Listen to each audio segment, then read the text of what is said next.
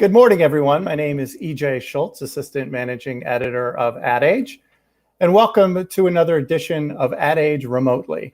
It's Monday morning after a long holiday weekend, and I cannot think of a better time to talk about liquor.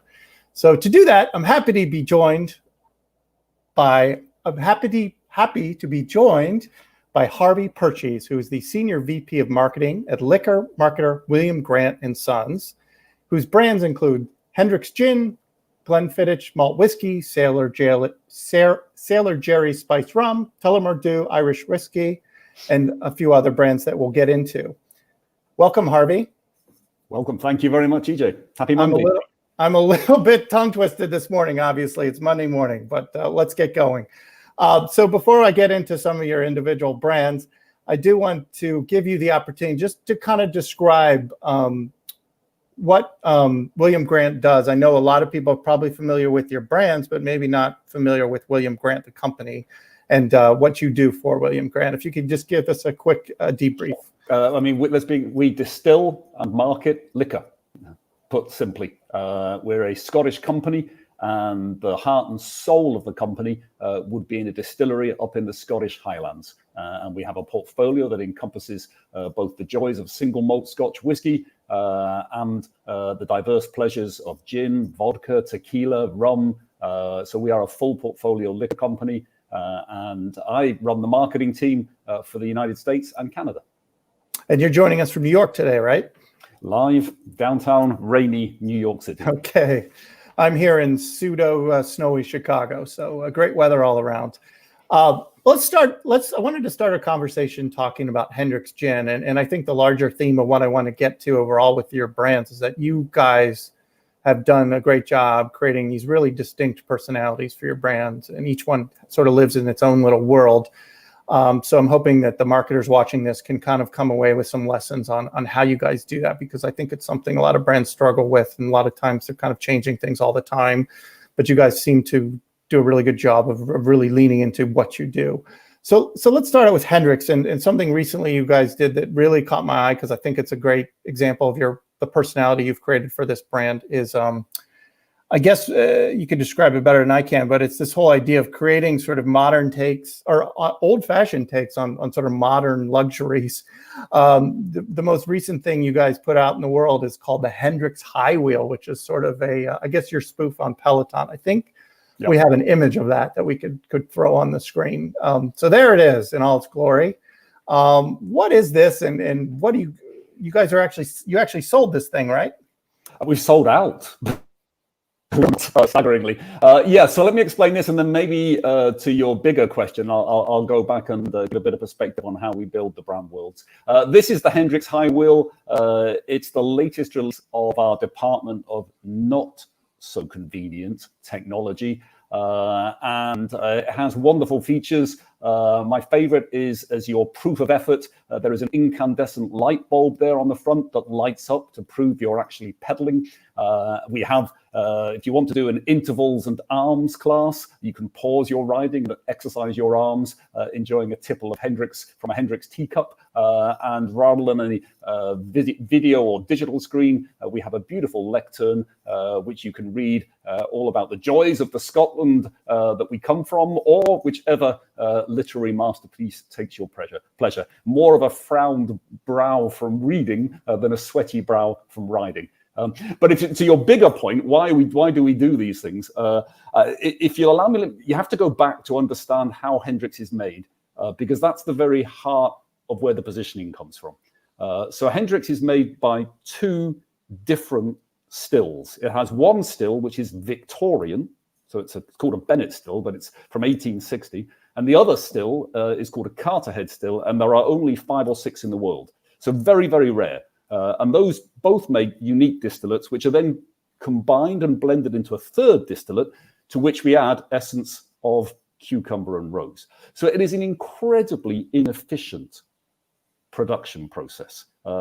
And it is not anything that mass production would ever gravitate towards. But what it does produce is an utterly delicious liquid. So when we started the Hendricks brand world with QCM way back in the early 2000s, Stephen Grass went up there and saw this Jules Verne-like still shapes and this Victorian, the bottle, which I'm sure you're familiar with, is like a Victorian apothecary bottle. So that led him to think, wow, there's a surreal sort of Victorian world here that I can create, which is the visual world of Hendricks. And the brand is all about rewarding curiosity and celebrating the unusual. So it is undeniably peculiar, but utterly delicious. So what do we do with technology? Technology is the opposite of Hendricks. Technology is the epitome of efficiency, of speed, of slickness. And so we use that as a counterpoint to celebrate our unusualness. And we've had in the past, we launched a streaming service where you can literally enjoy watching streams.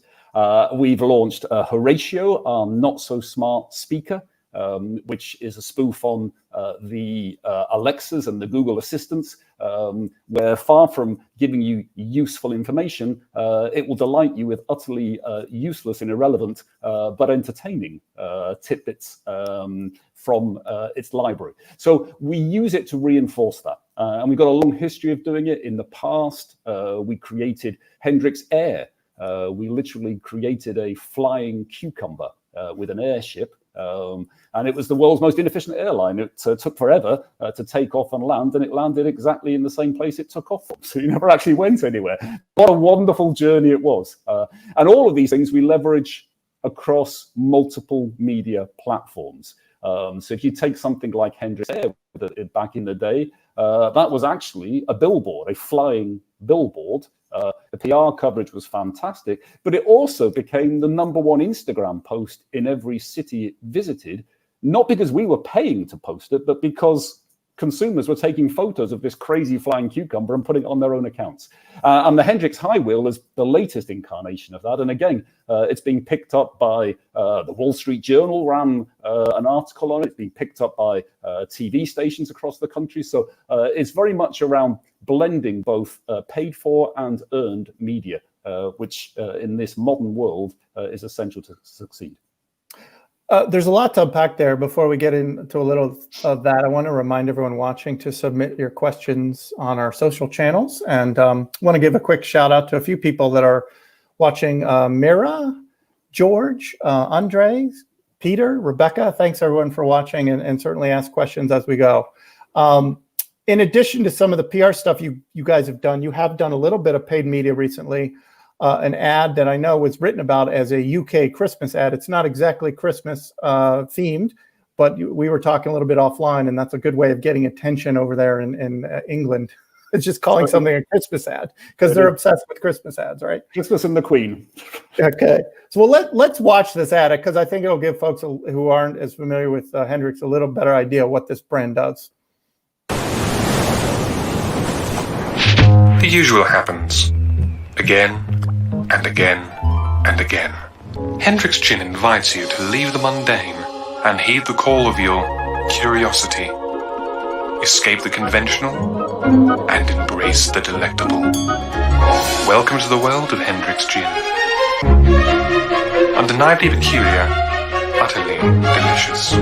Oddly infused with rose and cucumber.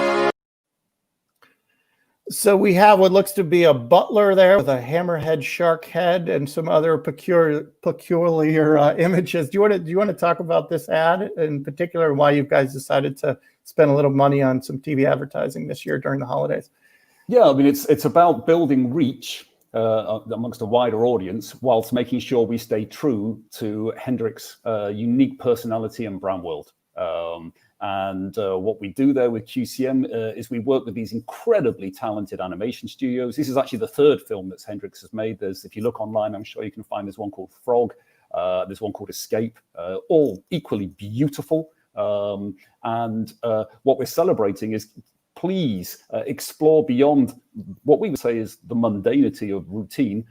Come and explore the delights of Hendricks world and, of course, the flavorful delights of Hendricks Gin. And then what would be interesting for people to understand if the market is out there is you look at this stuff and you go, wow, that is out there. We do actually put it into the conventional testing techniques to learn as well. And if you put this into a link test, it absolutely scores in the top right-hand corner, right up where the cobwebs are. And the score for distinctivity, which is so essential for brands and for companies our size, where we don't have the mega budgets, and we must make sure that our brands and our brand worlds are really distinctive and stand out from the competition. The score for distinctivity is like in the top 1-2%. So what we're trying to do here is expand the reach and introduce more consumers to our beautiful brand world. And when we do that, we find they come for the brand world. And as Stephen Grass always says, they come for the brand world and they stay for the liquid. And it's a delicious liquid. You've mentioned Stephen Grass and QCM a couple of times. Let's just make sure everyone knows who that is. That's your ad agency, Quaker City Mercantile, I guess is their full name. They're based in Philadelphia, right? Correct. And you guys have been with them for a while. Yep. And they handle some of your other brands as well, right? That's correct. Stephen always talks about it more as a marriage than I've been doing it like 20 years, for better or and for worse, as they say. They handle a number of our brands. They handle Hendricks, Sailor Jerry, Fistful of Bourbon, a new brand, Milan Grow Tequila, Hudson American whiskey. They handle for us as well. Yep. That's a rarity in this age of that kind of a relationship with agencies. I mean, we're constantly writing about these long-term marriages breaking up and brands moving to more project work. What's the secret, and why do you guys stick with that kind of long-term approach with your agencies? It works. I think if you look at all the marketing theory, there are a couple of things that stand out as vital, and we certainly believe they're fundamental to our marketing. One is making sure you've got an incredibly distinctive brand visual identity and brand character. And the second thing is staying consistent to those visual identities and brand character over time. If you keep chopping and changing agencies, you're probably going to be shifting those, because every agency wants to bring in a new take on the brand.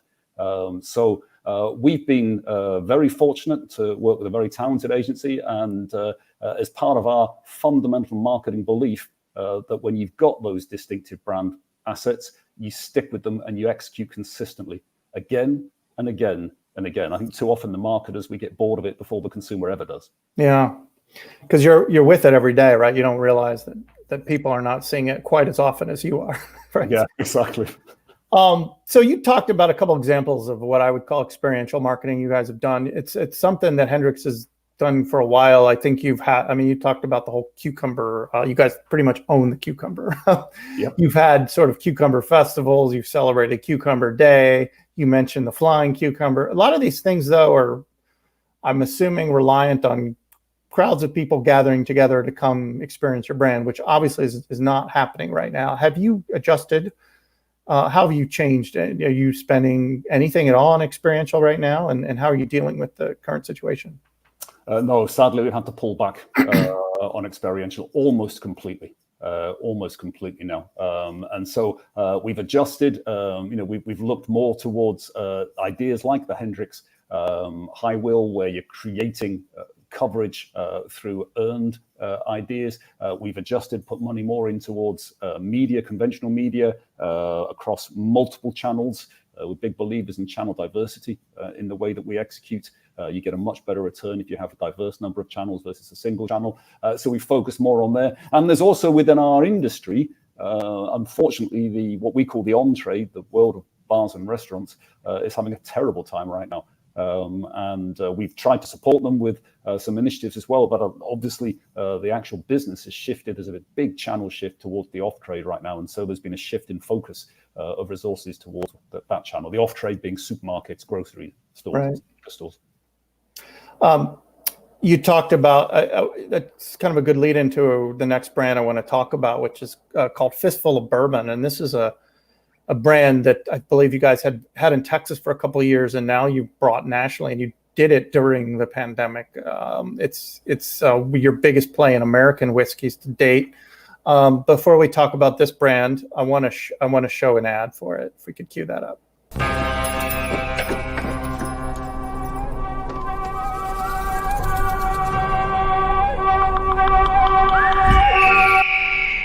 Oh, the sun is so bad. I fully agree. The glare right now is insane. You know, maybe we do like at like a sunset. Sunset Duel. Yes, That's a great idea. Yeah. It'll be so purple out until the blood runs through the streets. It ain't just a bourbon, it's a damn fistful. Now pouring, Fistful of Bourbon. So you guys are obviously having a little fun with the Western cliches with that spot, and it was directed by Paul Berganti, who has done some stuff for SNL. Correct. And again, I think you used QCM on that ad as well. Where did this insight come from, and how are you trying to break through in a very crowded category? I mean, American whiskey has been one of the hottest liquors around in the last 5 years. Well, again, first, you're looking for a differentiated product proposition. American whiskey doesn't have a lot of blending, whereas if you're in Scottish whiskey, that is in the absolute DNA of the company because it's where the whole category started. So we took an approach saying, okay, let's create a blended American whiskey. We worked with Brian Kinsman, who's our master distiller, and he literally took 5 bourbons, 1, 2, 3, 4, 5, and made a fistful of bourbon. And QCM came up with the name when they saw that. They developed the packaging bottle here, which you can see, which really brings to life a very disruptive and distinctive label for the American whiskey category. And then we talk about, okay, if we want to win in this category, which takes itself very seriously, we maybe need to have a little bit of fun. And so obviously you have the world of cult movies, spaghetti westerns, and we talk about the brand as being almost a Quentin Tarantino of whiskey. We're based on a really strong passion and depth of knowledge for our category, and that enables us then to subvert some of the typical tropes and genres and have a little bit of fun with the brand. And that's what we're trying to do with these trailers. You're right, Paul Berganti from SNL shot them. He was fantastic. For a modest fee and 10 cases of bourbon, he agreed to do it for us. I don't think the modest fee was what swung him. And it was fantastic. We spent a day out in the California in one of those literally Wild West movie towns. And it was great fun. And I think the creative work is terrific. And again, the brand world that we're starting to build is very distinctive in the world of American whiskey. And if we are to succeed, we will need to stay true to that and be consistent with it over time. So is that video something you're just doing on digital, or are you actually putting any other kind of TV behind this one? We're on online video, we're on Hulu. We talk about it as launching it like it was a movie. So if you think about your media mix, we've got the trailers, which are out there. Movies have reviews, obviously. So what we've done here is we've worked with Influencer to get online reviews for the liquid, which has been great. And that's been very successful for us because that's clearly vital on the path to purchase these days. I think we're up over 200 reviews now with a 4.5-star rating. So the critics, so to speak, have been very favourable about the liquid. Then as we look beyond that, we've also been sending out gift boxes to influencers, which bring the brand to life. We're working with PR stunts as well. You'll be hearing more about those as we go forward. And we're all over social media. So you will be hearing a lot about that. So you may have answered my question. I was going to ask you, with obviously the bars, a lot of bars shut down, and I think getting worse in a lot of parts of the country right now as winter sets in. I mean, obviously, new liquor brands, bars are a huge spot to sample and get the word out. So how have you compensated for that? It sounds like you may have just mentioned a few ideas, but Yep, we've also done. So we're doing a lot of in-store theatre. So visual, some of the POS actually lights up. Like we used to go in the movies, and the movie poster would light up around it. Those sort of 3-dimensional cardboard displays. We've got some of those out there in the trade to really attract people's attention. We've been sending out, as I mentioned, samples. We've been doing 50 milliliter small bottles, trying to get trial through that as well. We're working with companies like Sourced, Cocktail Courier, who give people cocktail kits, and our brand ambassador does a wonderful job challenging people to an online duel, which always goes down very well as well. So yeah, a wide variety of different initiatives to drive trial, but you're absolutely right. We're missing the most important one, which is the on-trade. We do have a question from a viewer. Jacob on LinkedIn is asking, with a brand such as Tullamore Dew, steeped in such rich history, how do you balance the intersection of modern day culture and the history of the distillery from a strategy perspective? You did talk at the top about how old William Grant & Sons is, but a lot of your brands are kind of having fun with some modern concepts. How do you kind of manage that tension, I guess? We're always trying to find something that's differentiated about the brand, and then we're trying to turn that into a distinctive visual identity and brand character. So if you look at something like Balvenie, for example, which is one of our most esteemed single malt Scotch whiskies, that is one of the last brands made using what are called the 5 rare crafts of single malt Scotch whiskey. So there's a truth in there. It's one of the last distilleries with a malting floor. And what we do then is you say, okay, so if craft is at the heart, how do we now make that relevant for today's consumer? And actually, if you watch the press this week, you'll see there's some big news going out on Balvenie on how we're looking to do that going forward. So that's really the essence of it. It sounds simple. It's a little bit harder than it sounds, but you've got to find the product truth linked to the history and the distillery or the packaging. In the case of Milan Grow Tequila, it's the packaging that gives us that angle, that differentiated proposition. But then the key is turning it into a distinctive visual and character. What is you just mentioned some news coming this week? Can you clue us in on that? Yeah, it's embargoed until I think it's till Wednesday. I'm sorry, EJ. If we were talking on Wednesday, I could have told you. But give me a phone on Wednesday, and I'll tell you all about it. Okay. Just wanted to give you a chance to break some news here on Ad Age remotely.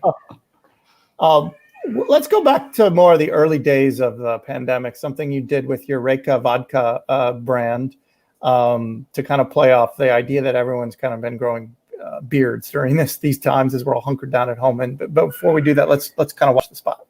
Iceland loves 2 things, Reika Vodka and beards. Introducing the Reika Vodka Beard of the Week. We want to see your best quarantine beard. The top beard each week will win great prizes like Reika gear and grooming supplies from our partners at Beard Brand. Even ladies can enter. Post a picture of your beard, tag Reika Vodka and use hashtag ReikaBeard. Plus, for every beard entered, Reika will donate to support bartenders. Skål! And may the best beard win. Reika Vodka. So I think that came out in April. Is that right? That's right. And it's hard to kind of imagine this now because it's kind of accepted these days. But in the early days of the pandemic, I know a lot of brands were struggling. Is it okay to have a little fun with the situation that we're all in? Obviously, it's a serious thing going on, but you guys obviously decided that it's okay. Can you take us back to that campaign and kind of how you went through that thought process? Yep, and at the risk of sounding like a broken record, it's going to go right back to distinctive brand character and visual identity, and being really clear who you are and what you stand for. So in the case of Reika, it's a vodka that comes from Iceland. It's made from geothermal energy, the water's from glaciers, it's filtered through lava rock. But we talk about the brand as being naturally resourceful and charmingly offbeat. And it's not made in Iceland, it's made of Iceland. And Iceland is a wonderful place, and the people, they have this wonderful quirky personality and culture. And that's what we bring to life. So when we were looking at the early days of everybody being confined to home and people weren't shaving was the big thing. Okay, how could we bring that to life with Reika's charmingly offbeat, quirky personality? And that gave us permission because it's clearly tongue-in-cheek, and people loved it. It was very successful. I think we had over 11 million impressions, and we raised a good sum of money for the bartender community as well. And we've done it in the past with Reika as well. We ran some similar stuff during the World Cup, the Soccer World Cup, where Iceland were taking part, and they had not qualified. So we had a lot of fun with that, saying, if you're not going to support the USA, support Iceland. We got great coverage from that. We had ESPN pick us up live on that one as well.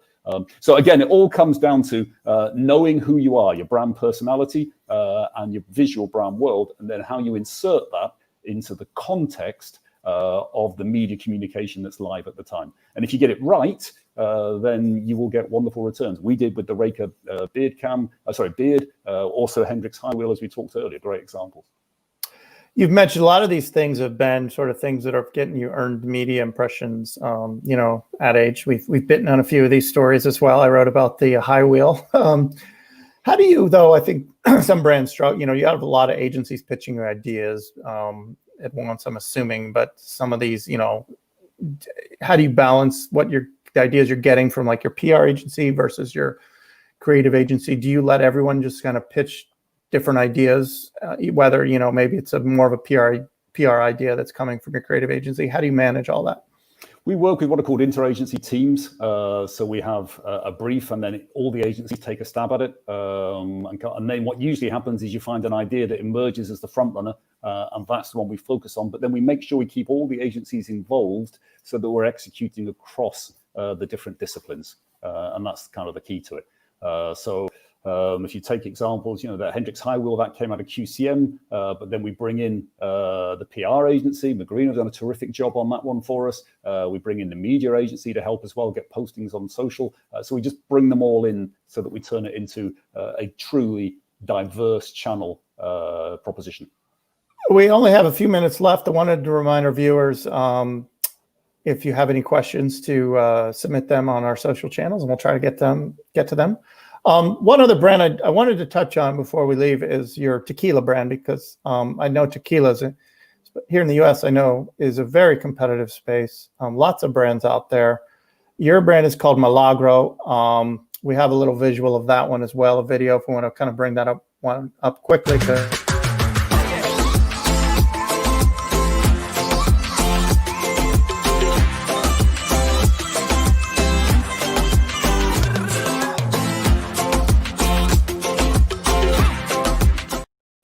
So it's kind of says it there, a brighter side of tequila. I'm assuming that's your differentiation for your tequila. But do you want to dive into that just a little bit in our remaining time? In the case of Milan Grow, it's inspired by the blue bottle. And you show that to consumers, and it's vibrant, it's colorful. And we talk with consumers, and they're like, we're desperate for some optimism in this current world that we live in. So you take that, you say, okay, how can we build a visual identity around that, leveraging the brightness, which is very distinctive in in tequila. And the brighter side of tequila, it leans on the Mexican loteria sort of visual language and celebrates the brand and the optimistic spirit. And in the world of tequila and in the world of liquor, that is a very distinctive proposition. And if you watch it alongside the other tequila ads that are out there, you'll see it really stands out. And again, it's a platform which we hope to build on going forward. And you're absolutely right. Tequila has been one of the big winners in the COVID crisis. It's a category that has exploded. How did you deal with Cinco de Mayo being sort of stuck at home this year? And have you already planned for next year? And what do you how are you looking at 2021? Believe it or not, we had our best Cinco de Mayo in terms of coverage ever this year, because all the journalists were at home, and so Jaime Salas, who's our national brand ambassador on Milan Grow, was doing working harder than ever, interviews from dawn to dusk, terrific coverage. Obviously, we didn't do the experiential. We did do a lot of stuff in store, and we will be doing a lot of stuff in store next year as well. We do have one more viewer question I want to get to before we leave. This is from Elizabeth, who's also watching on LinkedIn. She says, how much does social listening play a part in your development of a brand strategy or new campaign?